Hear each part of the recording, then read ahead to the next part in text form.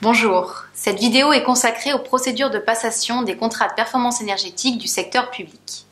Comme nous l'avons vu dans la vidéo précédente, deux véhicules contractuels sont désormais envisageables et parfaitement adaptés pour la mise en œuvre d'un CPE dans le secteur public. Le marché public global de performance d'une part et le marché de partenariat d'autre part.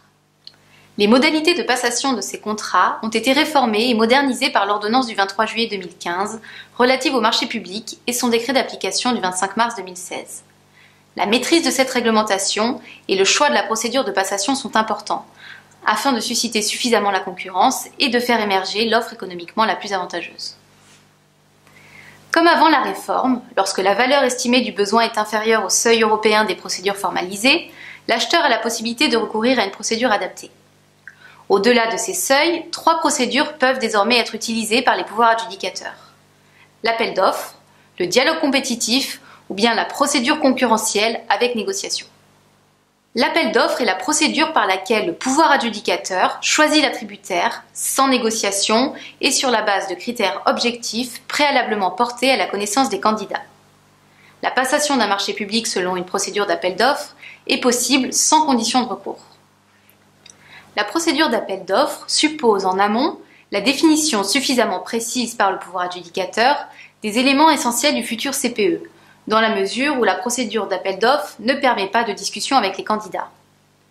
Il s'agit donc de définir la situation de référence, le plan de mesure et de vérification, les objectifs minimaux d'amélioration de la performance énergétique, les prescriptions techniques des actions d'amélioration de la performance énergétique ou encore les niveaux de risque acceptables par les opérateurs économiques. Dans ces conditions, les caractéristiques des CPE ne paraissent que très difficilement pouvoir se satisfaire de la procédure d'appel d'offres. En effet, la fixation en amont par le pouvoir adjudicateur des éléments essentiels du contrat risque soit de ne pas permettre à la concurrence de s'exprimer pleinement, soit de susciter des offres économiquement non maîtrisées. Le dialogue compétitif est la procédure qui autorise l'acheteur public à conduire un dialogue avec les candidats admis à participer à la procédure, en vue de définir ou de développer une ou plusieurs solutions de nature à répondre à ses besoins et sur la base desquelles les participants au dialogue sont invités à remettre une offre finale. Les cas de recours au dialogue compétitif sont assez nombreux pour permettre dans la plupart des cas au pouvoir adjudicateur de conclure un CPE selon cette procédure. En effet, les pouvoirs adjudicateurs peuvent notamment utiliser le dialogue compétitif dans les cas suivants. Lorsque le besoin ne peut être satisfait sans adapter des solutions immédiatement disponibles, lorsque le marché public comporte des prestations de conception, ou enfin lorsque le marché public ne peut être attribué sans négociation préalable du fait des circonstances particulières liées à sa nature, à sa complexité ou encore au montage juridique et financier. Le dialogue compétitif est souvent perçu comme une procédure complexe. Toutefois, dans le cadre d'un marché global de performance, le dialogue compétitif peut être conduit de manière simplifiée, afin de ne pas mobiliser des coûts et des délais disproportionnés par rapport à l'enjeu du marché.